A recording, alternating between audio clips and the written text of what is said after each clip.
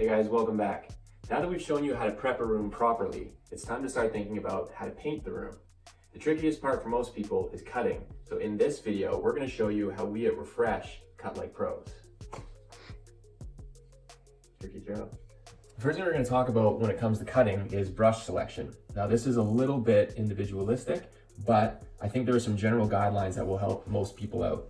One of the things we've noticed when it comes to the differences between cheap brushes and more expensive brushes is the thickness of the brush.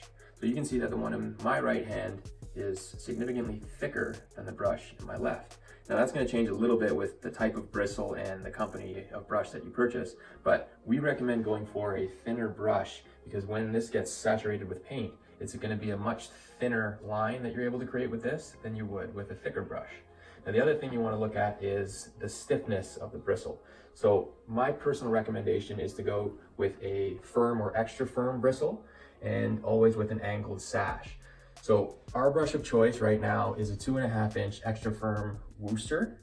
But again, that sort of depends on you. If you prefer a Corona or you prefer some other kind of brush, that's fine, go with that. The technique I'm going to show you works with any brush really, but we prefer to use an extra firm 2.5 inch brush with an angled sash. That's probably a good place to start. So if you don't have a good brush, go and get one. It'll make your paint finish a lot better. A good thing to remember is that there's some important information on the can of paint that you're using. So when you're pouring your paint, make sure that you're not pouring it over that information because inevitably paint will get on that and eventually it will cover it and you won't be able to read it again. So an easy way to avoid that is to make sure that you pour over the French instructions. Nothing against the French, but I don't read French. So we're gonna pour our paint, again, nice and quick back up. And it's always a good idea to clean up the lip of the paint. So for me, that's 1, 2, 3 swipes around. Lid goes back on, and you're ready to rock. Brush goes on, and your roller goes with. We're ready to paint. Okay, so as you can see, the ceiling was painted first. And an important thing to note when you're painting the ceiling is when it comes to the cut on the ceiling, always bring the ceiling paint down a little bit onto the wall, especially if the previous paint job had a wavy cut line. This gives you a fresh canvas to start your new cut on, and it's always a good idea to make sure that you have full white coverage on this surface, because when you go to do your new cut line, it gives you the opportunity to create a nice fresh line that is exactly in the crease at 90-degree angle of where the wall meets the ceiling. The technique for cutting that we're going to show you allows the surface between the wall and the ceiling to dictate your cut line for you. Now, no ceiling is ever perfect, but if your ceiling is particularly rough, it might be worth spending a little time and repairing really, really bad spots, because no matter how clean your cut line is, if your ceiling's ugly, your cut line's going to be ugly. For the most part though, if the ceiling is okay, what we like to do is allow the brush to dictate that cut line for you. So we're not creating an arbitrary line on our own. We're going to put the brush into the corner and we're going to ride that and let the ceiling dictate our cut line for us. One important aspect for creating a clean cut line is paint management. Basically how much paint you have on your brush. This is where we see most people go wrong.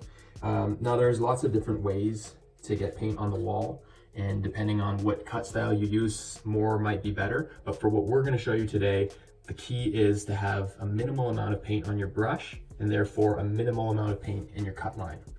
So if you want to take a look in here, get your brush nice and saturated initially, but what you want to do is you want to get the majority of that paint off your brush before you bring it to the wall. Once your brush has a good amount of paint, but not too much, as we bring it to the wall, it's important to know that this is not the fastest way. There's lots of people that can show you how to cut quickly and efficiently. This is, however, we think the cleanest way. So you might have to go back and do 2 coats. Sometimes it might even take 3, but to us, 3 coats with a perfect cut is better than 1 with a sloppy, wavy cut. Now that my brush has paint on it, the first thing I do is I put a few strokes on the wall, and this lets me know that I definitely don't have too much paint at the tip of my brush. Now from there, I'm going to take the point of the angled sash and I'm going to stick it gently on the wall and then slide it up into the corner. So now I know that my bristles are right in the corner, and because I know there's not too much paint on there, I can slide it along that corner nice and softly, making sure that I'm not putting too much paint where the wall meets the ceiling. So again, the biggest problem I see most people make is that they put a big bead of paint on the end of their brush, and then when they go to stick it up into the corner, you create sort of a snowplow effect where the paint billows over the end of the bristles. And that's what gives you those wavy cut lines. So once you have that first top line created, I'm gonna go back carefully and I'm gonna fill in below that. Again, this part gets a lot quicker as you get steadier with the brush, but in the beginning, take your time. Don't go too fast. That's what's gonna lead to a sloppy job. Now I'm gonna show you what we like to do. We grab a mini roller, and before that paint dries, we like to hit that area of the wall with a mini roller so that we can texturize the paint to match the same texture that's on the wall. Your walls are done with a roller, and therefore they don't have any brush strokes in them, so we like to get that as close to the ceiling as we can. Now again, generally I would wait a little bit longer, but for the purposes of this video, I'll do it in small sections so that you can see it. Next, I'm going to show you a little bit lower what it looks like when you do what we see most people doing.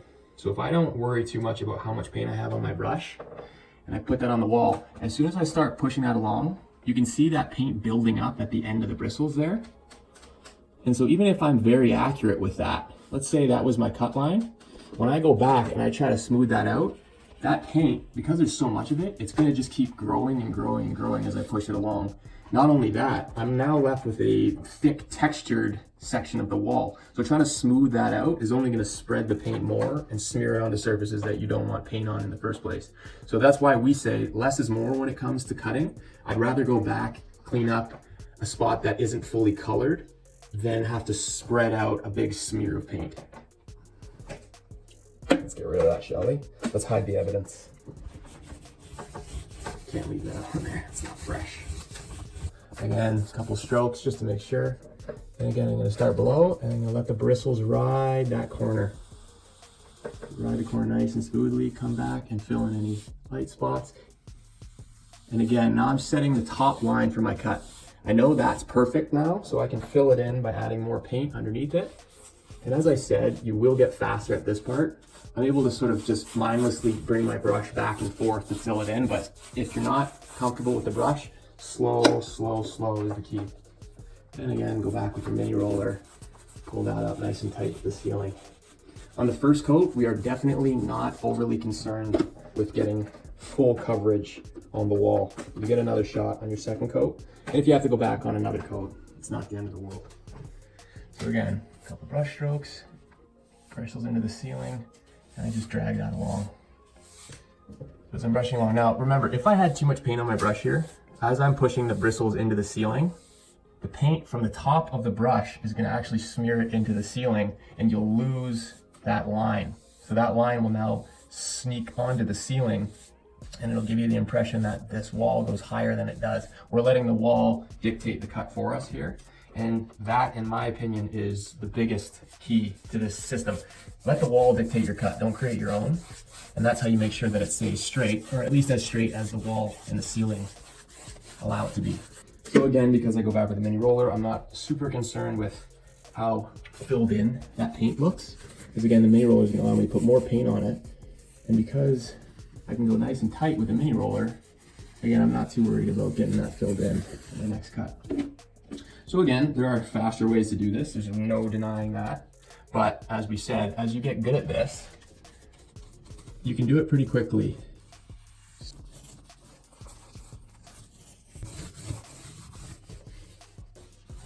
So as you can see, I'm bringing my mini roller down into this corner here. If you've never cut a room before, you might not know exactly which areas need to be cut and which don't. A really simple trick for that is to roll the room with your wall roller first, and you'll find that the areas that you can't get your wall roller into, that's where you need to cut. So that also gives you a good idea of how thick your cut should be. The good thing about using a mini roller and a brush is it gives you a pretty wide cut, and that should be plenty of room to keep your roller away from the ceiling when you go to roll the walls. If you need more space than that, chances are you're going too fast and you should really just slow down and be more careful. This is a pretty good system, and it's as close to foolproof as you can get when it comes to cutting. So again, I'm gonna put that mini roller on there. And I'm gonna bring it down in the corner. First coat, not too concerned with color saturation. A good tip for corners is to use the point of the angled sash of your brush to get right in there. The technique of sliding along works great on the flat surface, but when it comes to the corner, you're gonna have to learn how to utilize a jab technique. So again, same start. I'm gonna get the paint on the brush, take off the excess. Again, dab it off. And then what I'm gonna do is I'm gonna start about an inch below the corner, and I'm gonna gently push up. And I'm just jabbing into that corner nice and gently, allowing the paint from the tip of the bristle to reach the top of that corner, and then from there, gently just drag it out. Fill it in, and you can do the same thing on this side. So I put the tip of the brush into the corner, and then just ride it out. And that's how you're gonna get your paint right into the corners without getting too much. It creates a nice sharp 90-degree angle without globbing paint on and making the corners look round when they're not. And I'm creating that top line with a nice thin amount of paint. Go back, get a little bit more. And now I'm gonna bring that brush right up, nice and tight. Cut line, double back with my roller, and I texturize that paint as high as I can comfortably get to the ceiling without risking getting any of that on the ceiling. So for coat 1, this is sort of what we're looking for. It's hard to tell as you're painting what the saturation is going to be. Paint goes on lighter than it dries, generally speaking, so you might even think you have less on there now than you do. Let it dry before you start to panic. And remember that if you're going back for more coats, it doesn't even matter if it's fully covered yet. You're better off taking numerous shots at a really, really clean line than you are trying to just get that covered in one go.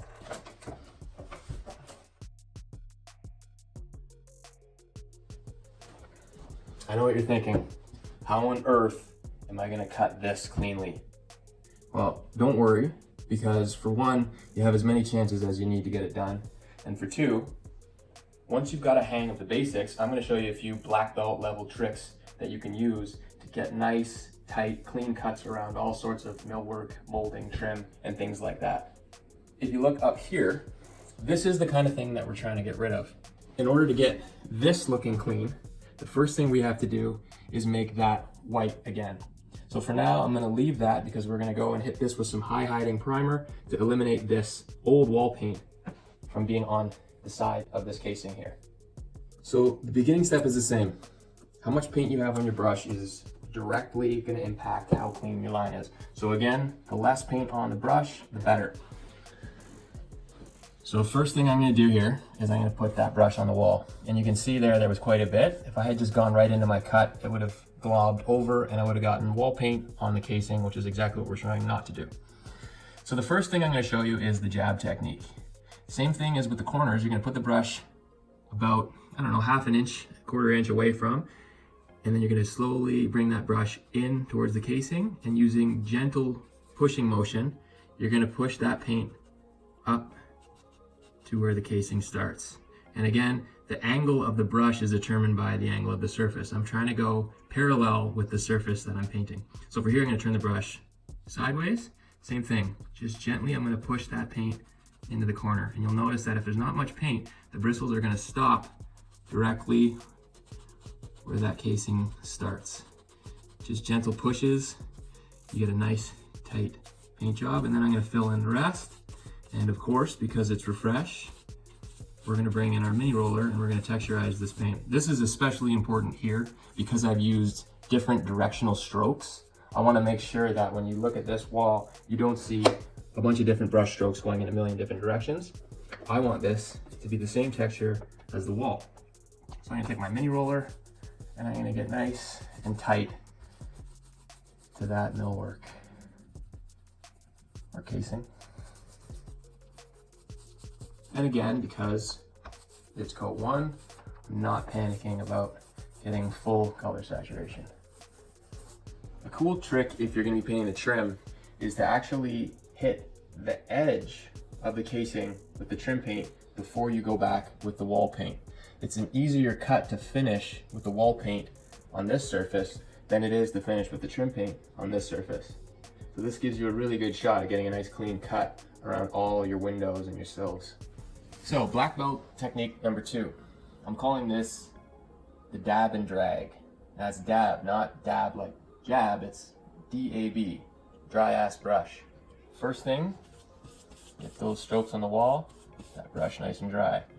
This time, instead of jabbing gently, what I'm going to do is I'm going to start with a jab, and then I'm going to gently swipe my brush down and let the brush follow the angle of the trim. So again, brush down, start with the jab, and then just let the brush slide down following the contour of the trim. And again, I'm letting the bristles do the work for me here. And then I'm going to come back and I'm going to fill in the rest. But again, in reality, the brush did all the work there. I just let it follow the line of the trim. And now that, again, it takes a bit of practice, but the trickiest part is definitely knowing how much paint to have on your brush. Once you figure that out, the rest sort of follows. If you had too much paint on your brush and you went to push it, as soon as you try to slide it, what'll happen is the paint will build up on the end of the bristles, and again, that will push and force paint further than you'd want it to go onto that trim. And again, that's a big no-no. So keep your brush relatively dry, enough to get the paint on the wall, but not enough to get that snowplow effect. And then again, we go back with a mini roller and we texture that paint.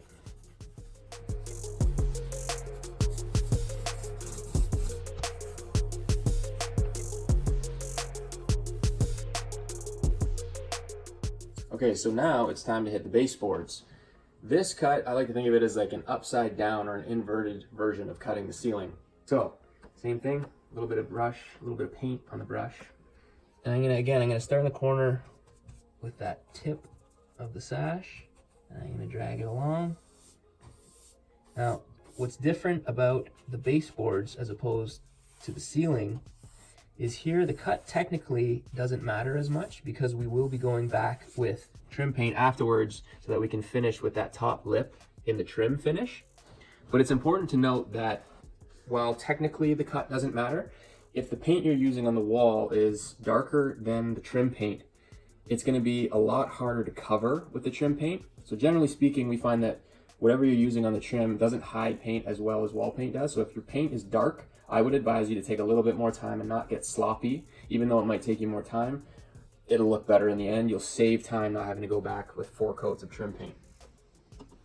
Brush on the wall, and then I'm going to run that brush the opposite direction this time, just to show you. And then a cool trick here is to flip the brush upside down when you're doing your filler strokes, and that way you know that when you're swiping back and forth on the wall, the brush isn't going to drop down quite as much, and you won't risk getting paint on that baseboard. Now, here, another good thing to mention is that in this particular room, these carpets are being changed out. If they weren't, we would have had some sort of floor protection on there, but here we're lucky that these carpets don't matter, so we don't have to worry. If you're not in that situation, cover your floors. For the love of God, cover your floors.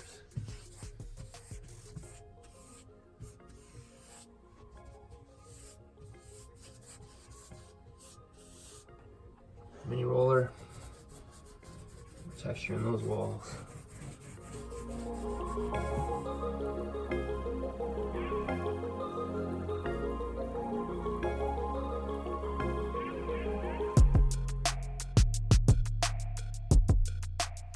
So coat 1 is done. We've given the room a chance to dry overnight. It's always a good idea to check the side of the can. It will tell you how long to wait in between coats. And as long as you observe that, you should be fine. So before we start coat 2, let's take a second to look what the first cut and roll looks like. You can see, obviously, it's not fully covered, but you get a good idea of what that cut line is going to look like. So when you go back for cut 2, you're basically just filling in the gaps.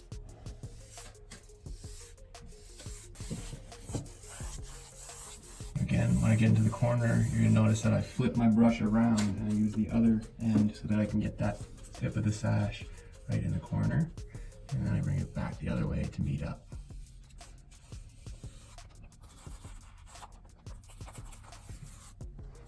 Not half bad for my first time cutting.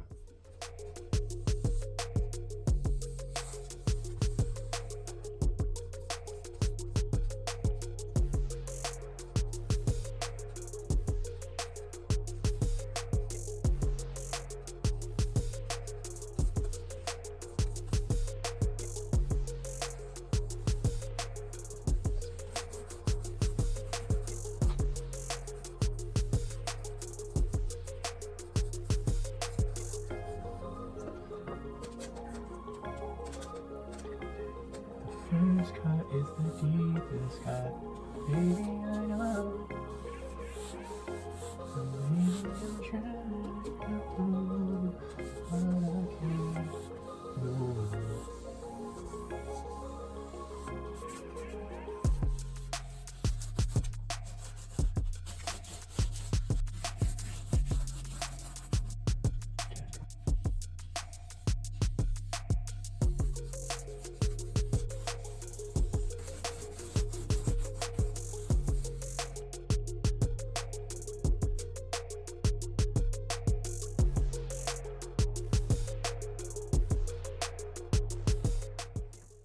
Awesome. The room's been cut twice, and we've gone around one more time just to make sure we didn't miss anything on that top cut especially.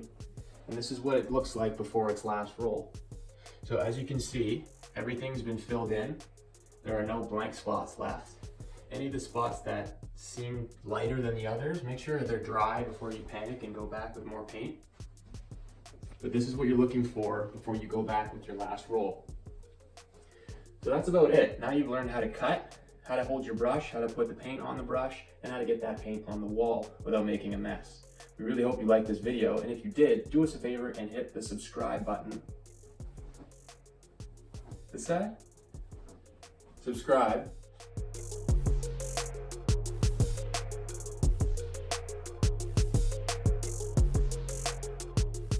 Awesome. Thanks for watching, guys. Be sure to check back for more how-to videos on things like how to paint the trim, how to roll your wall, and all sorts of other fun videos coming your way.